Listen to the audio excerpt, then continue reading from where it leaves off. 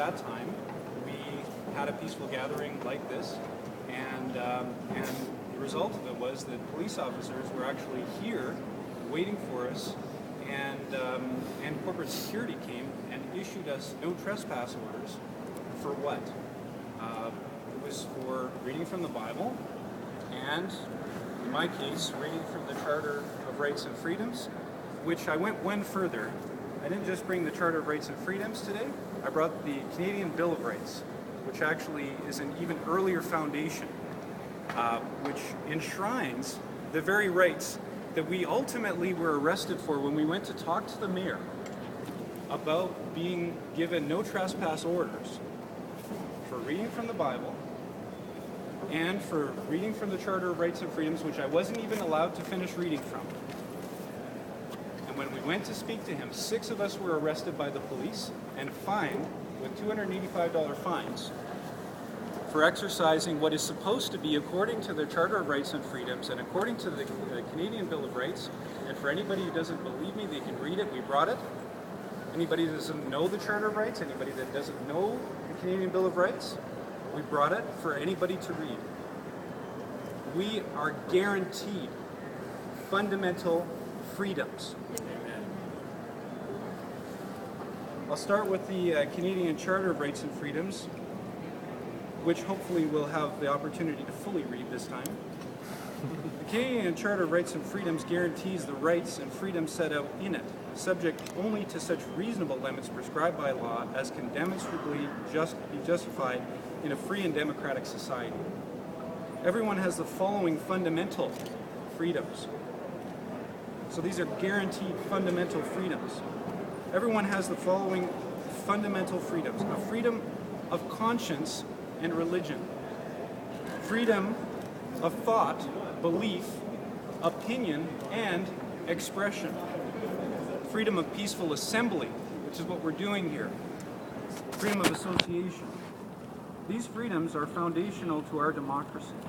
In Canada, the Charter is a master law which other lower laws, such as bylaws, that the city officials put in place, and usage laws, which the city officials put in place, which say who can do what in their public building and who can do what not in their own public building, are subject to the Charter of Rights and Freedoms and subject to the Canadian Bill of Rights.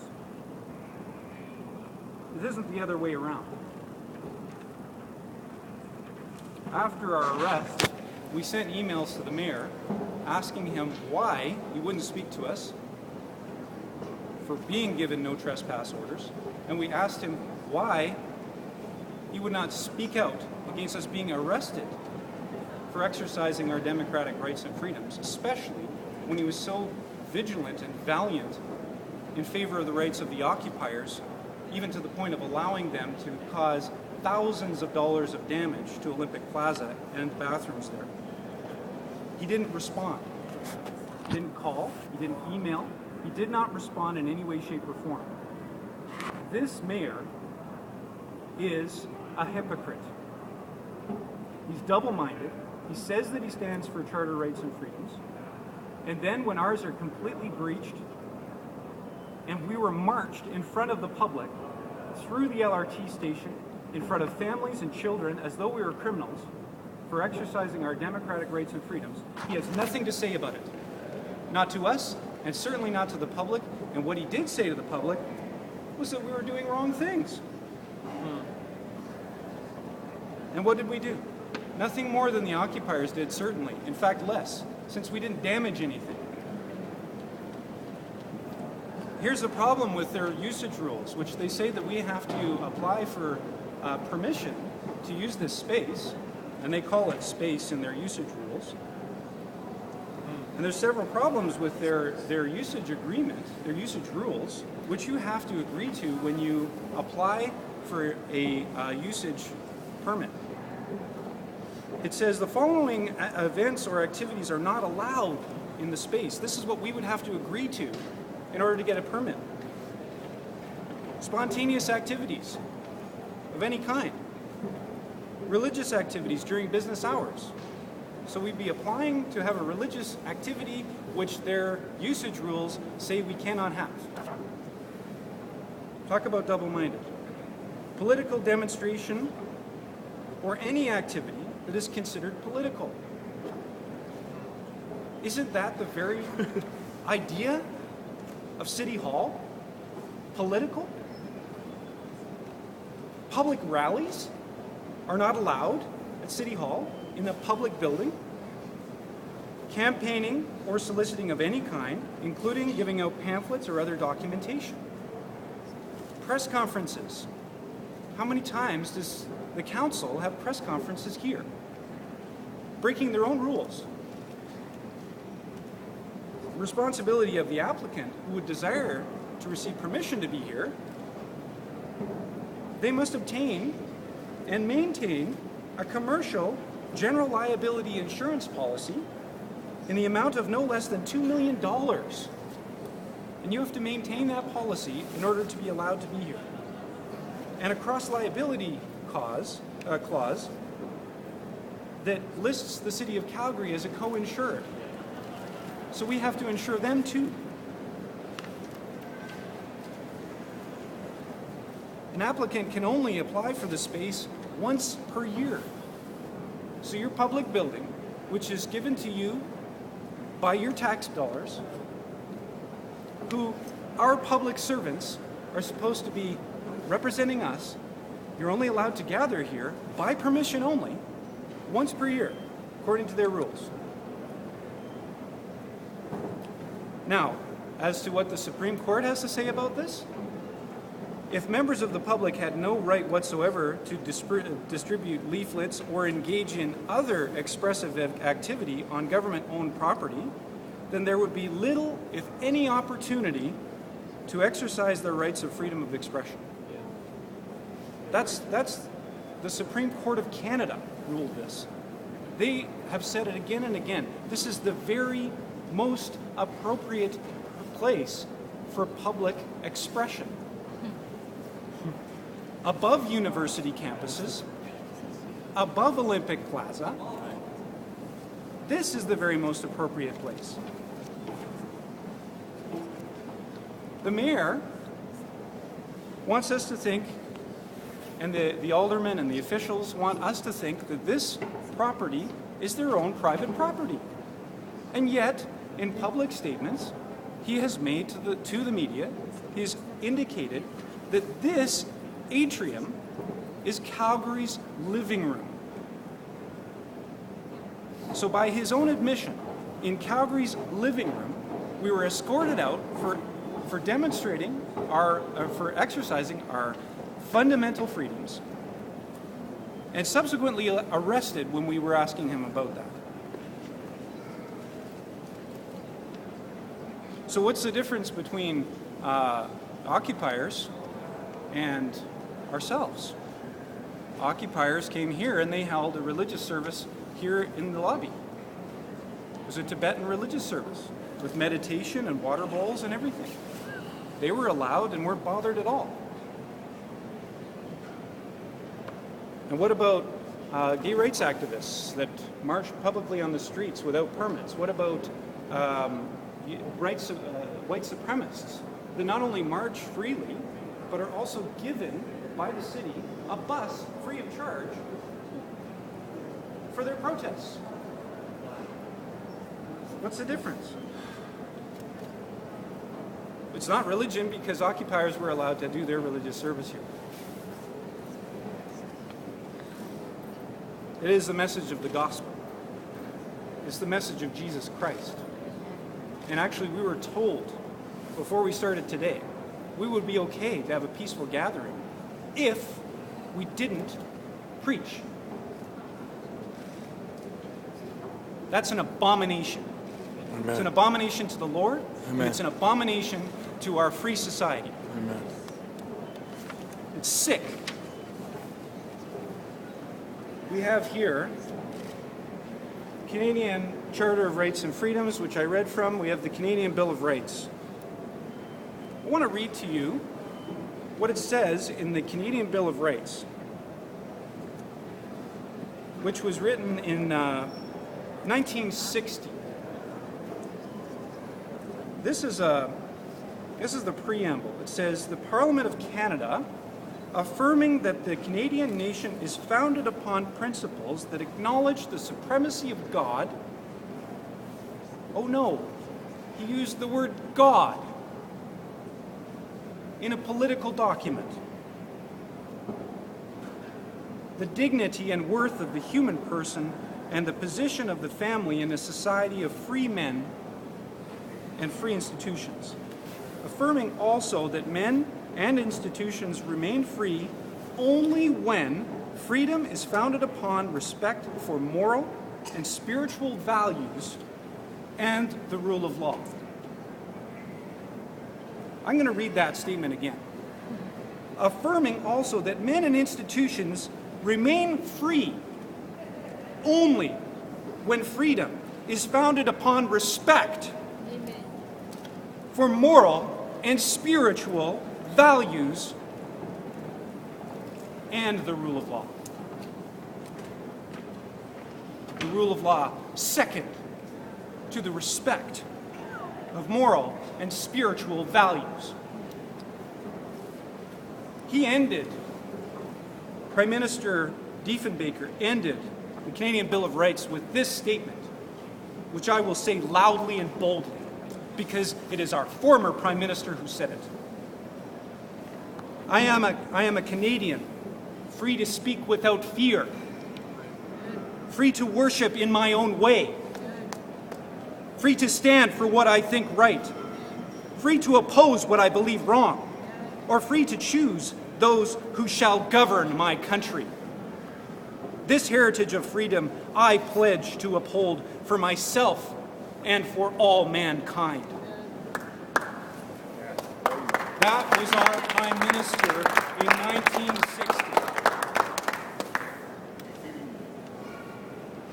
Our Canadian nation has a national anthem, which they sing everywhere. At football games, at hockey games, at gatherings of various kinds. And I'll read the words to you, and we'll sing it in a moment.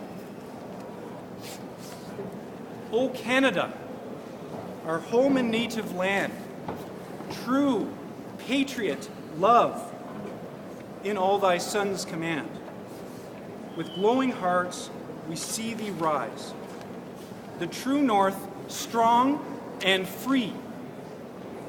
From far and wide, O Canada, we stand on guard for thee. God keep our land glorious and free. God keep our land glorious and free. O Canada, we stand on guard for thee. O Canada, we stand on guard for thee. How many teachers know God in school?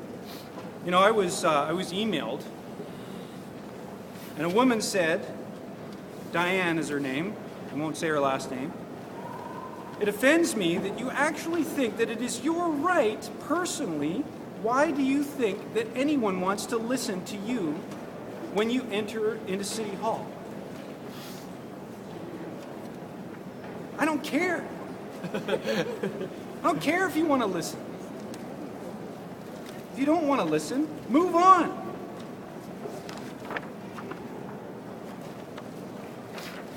When I stand for my rights, I at the same time stand for your rights. I stand for the rights of all Canadians. Yes. If you don't like what I have to say to you, move along. That's your right. Your right to listen or not to listen. If you don't agree with what I say, speak up. Say what you think. That's freedom of speech.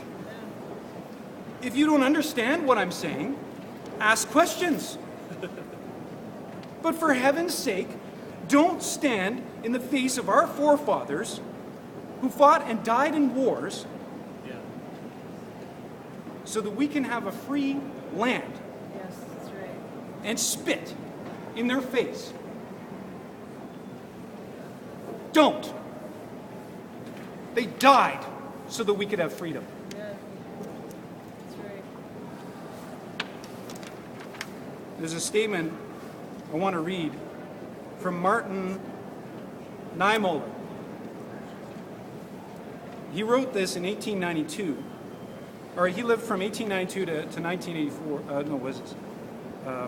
He was a statement he made regarding the Nazis' rise to power and the purging of the Jews.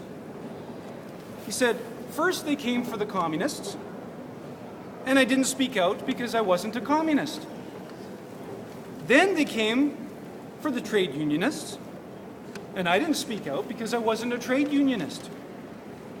Then they came for the Jews, and I didn't speak because I wasn't a Jew.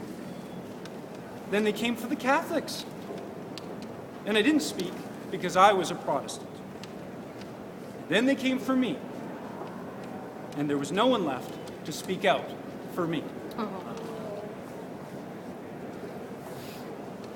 We're going to sing a couple of songs. One of them is our National Anthem, which I just read to you. And I ask that when you sing this song, that you don't merely sing it like it's some kind of robotic process, but you think about the words that were put there to remind us of what we are supposed to do for our great nation. We are supposed to stand on guard for this nation, for the freedoms that were enshrined in our Canadian Bill of Rights and our Charter of Rights and Freedoms.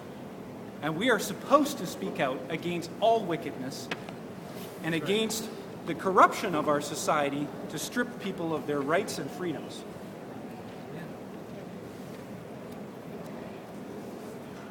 Thankful that the city has asked for the police officers to come and protect us today. We ask your blessing, Lord, on those officers that are here. Let's all sing "O Canada." If you have hats on, please remove them.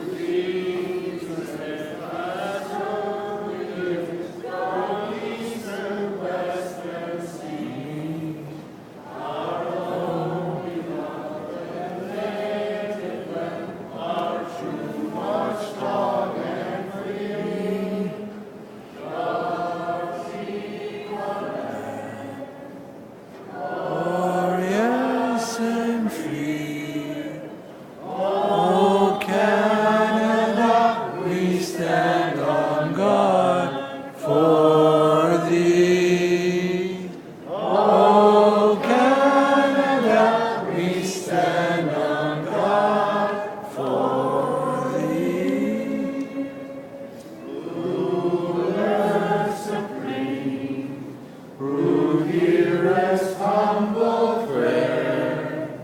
Hold our domain in thy loving care.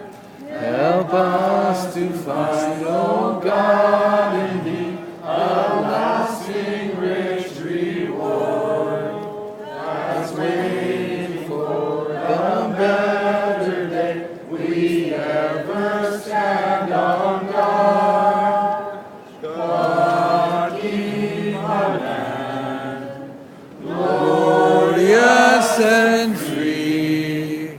O Canada, we stand on guard for thee. O Canada, we stand on